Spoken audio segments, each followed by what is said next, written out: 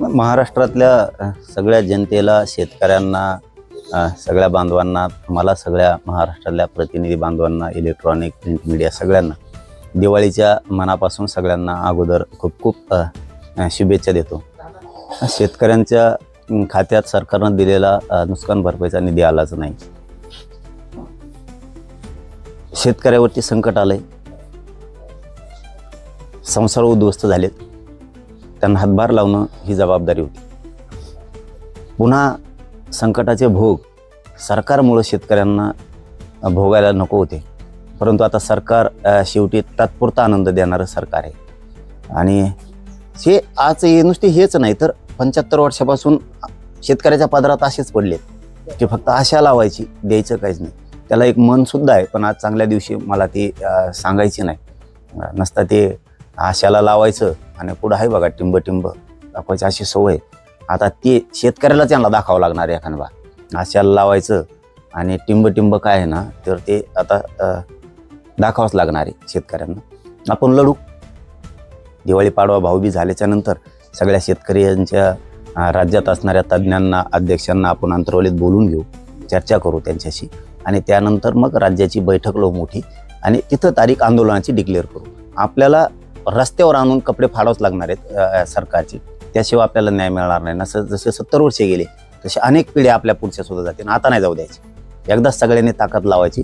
शेतकऱ्याच्या सन्मानासाठी आपला सन्मान सगळ्यांनी सोडून द्यायचा आणि शेतकऱ्याच्या सन्मानासाठी आंदोलनात उभा राहायचं। 2 सप्टेंबरचा जो शासन निर्णय आहे तो रद्द करावा या मागणीसाठी ओबीसी ते आक्रमक होताना पाहायला मिळत आहे। ठिकठिकाणी मोर्चे निघत आहेत, नागपूरला निघाला, अनेक ठिकाणी निघाले। त्यावरून बावनकुळेंनी असं स्पष्टीकरण दिलंय की 2 सप्टेंबरचा शासन निर्णय न्यायप्रविष्ट आहे, त्यामुळे यावर अधिक भाष्य करणं योग्य होणार नाही। मात्र हैदराबाद गॅझेट हे मराठवाडा आणि विदर्भ या भागापुरतेच लागू आहे। पश्चिम महाराष्ट्रातल्या मराठा पंडित समाजाला त्याचा फायदा होणार आहे, त्यामुळे ओबीसी नेत्यांनी उगीच गैरसमज करून ती राजकीय अस्तित्वासाठी चाललंय त्यांचं। ओबीसीचं त्यांना देणं घेणं नाही।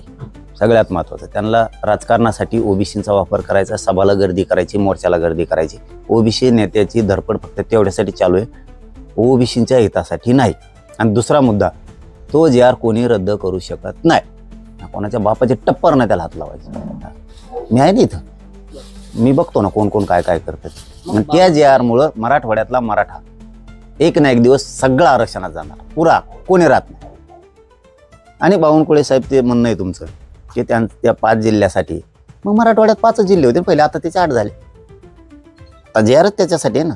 आता 17 संस्थांसाठी, पश्चिम महाराष्ट्रासाठी निघत मी चाललोय बरोबर, आणि मराठ्यांनी दम्माने जावं ही सुद्धा माझी अपेक्षा।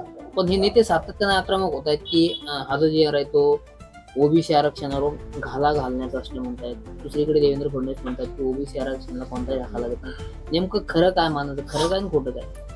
नाही, आमचं तर खरं आहे, आम्हाला माहित नाही, फक्त तात्पुरता आनंद नको आहे याच्यातला मी। मला खरं ती लागती जी फडणवीस साहेबांवरती मराठ्यांचा विश्वास बसलाय तो डळू देऊ नये त्यांनी, आमची एवढीच अपेक्षा आहे। मराठवाड्यातला मराठा त्याला प्रमाणपत्र वितरित होणं गरजेचं आहे। जे आरचा ओके योग्य आहे, त्याचं काही टेन्शन नाही।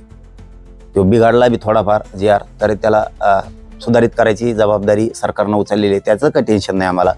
प्रमाणपत्र वितरित पाहिजे, नाही तर फडणवीस साहेबाला असं वाटेल इकडं ओबीसीला आम्ही म्हणतो तुम्हाला धक्का लागत नाही म्हणजे ओबीसी खुश मतदानापुरता, आणि मराठ्याला सांगायचं तुम्हाला जे आर दिलाय म्हणजे मतदानापुरता मराठा खुश।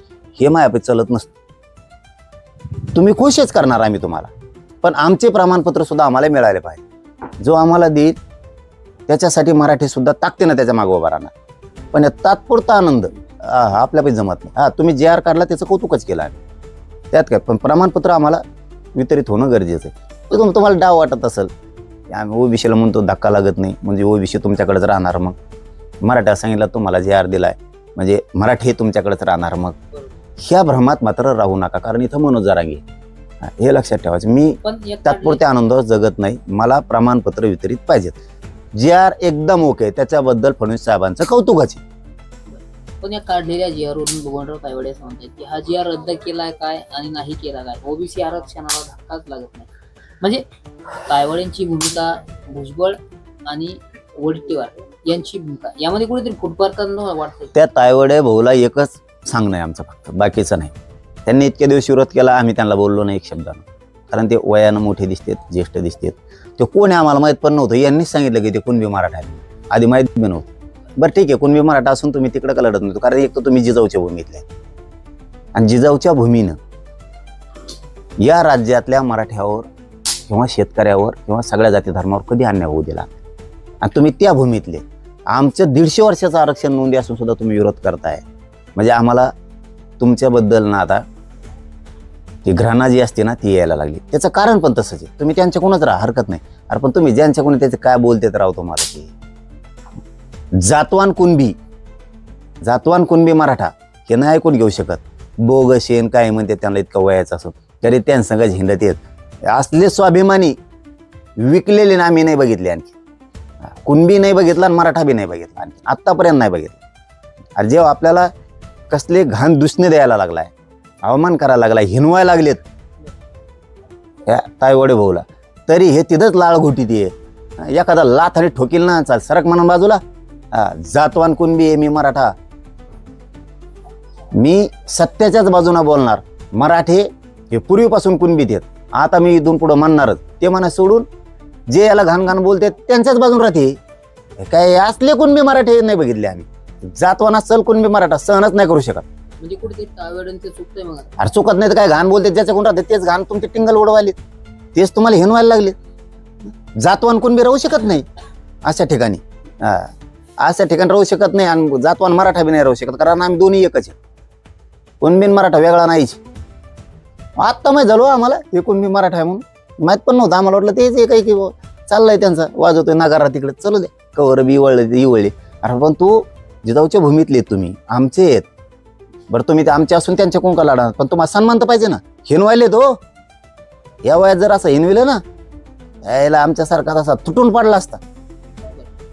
दीपावली आहे, सगळीकडे सण उत्सव साजरा केला जातो. तुम्ही केली कधी गोष्ट? नाही केली नाही, परंतु शेतकऱ्यांनी सुद्धा काय आपल्या लेकरांना वर्षातून एकदा येते. जसं होईल तसं आपलं तुटकी मुटकी कशी व्हायना आपली दिवाळी साजरी करावी. कोणाचं ऐकून लेकरं नर्वस होतात. संकट हे आपल्या पाठीला पोहोचले. जसं असेल तसं 2 घासं गोड लेकरांना खाऊ घालावेत. कारण त्या येणाऱ्या सोयाबीनमधून येणाऱ्या कापसातून आमच्या लेकरांना थोडेफार कपडे मिळणार होते, 2 घास गोड मिळणार होते. पण आता शेतकऱ्यांचे कुटुंबच उद्ध्वस्त झाले सगळे. आणि शेतकऱ्यांना मुद्दाम सरकारही निधी देत नाही आहे, मदत करत नाही आहे, मुद्दाम अडचणीत आणत आहे, जाणून बुजून तात्पुरता आनंद देत आहे. यांचे कपडे आपल्याला सगळ्या शेतकऱ्याला शेतकरी नेत्याला एकत्र येऊन सरकारचे कपडे फाडावेच लागणार आहेत आणि शेतकऱ्याच्या सन्मानासाठी उभा राहावंच लागणार आहे. त्याच्याशिवाय पर्याय नाही. आणि एकदा सगळ्यांनी पक्ष, सत्ता, संघटना हे सगळं सोडून एक जसे मराठी एकत्र आले होते तसं ताकदीने एकत्र यायचं आणि शेतकऱ्याचा सन्मान वाढवायचा नसता. पुढच्या पिढ्या सुद्धा शेतकऱ्याच्या बर्बाद होऊ शकतात. एक शेवटचा प्रश्न आहे. वेगवेगळ्या प्रकारचे फटाके आलेले आहेत. वेगवेगळे नेते वेगवेगळ्या नेत्यांना वेगवेगळ्या फटाक्यांची उपमा देतात. तुम्ही भुजबळांना कोणत्या फटाक्याची उपमा द्याल? त्याचं विचार जाऊ नका. त्याचं विचारला दिवसच चांगला जात नाही. अलिबाबा लय कसला गण दिसतो तो घुरट. ते ठुसकं बघितलं फास फटाका वाजत नाही, नुसतं मागून धरून निघतो. तुम्ही बघितला का नाही मला नाही माहीत. तसा घुरट वास सोडितो तो मागून सोडलेला. एखाद बार ठुसकं सोडलेलं वाजत नसतं पण सगळ्याला घराच्या बाहेरच काढीत ती नाक दाबून. असं तसं ठुसकं आहे ते. ठुसका फटाकडा आहे.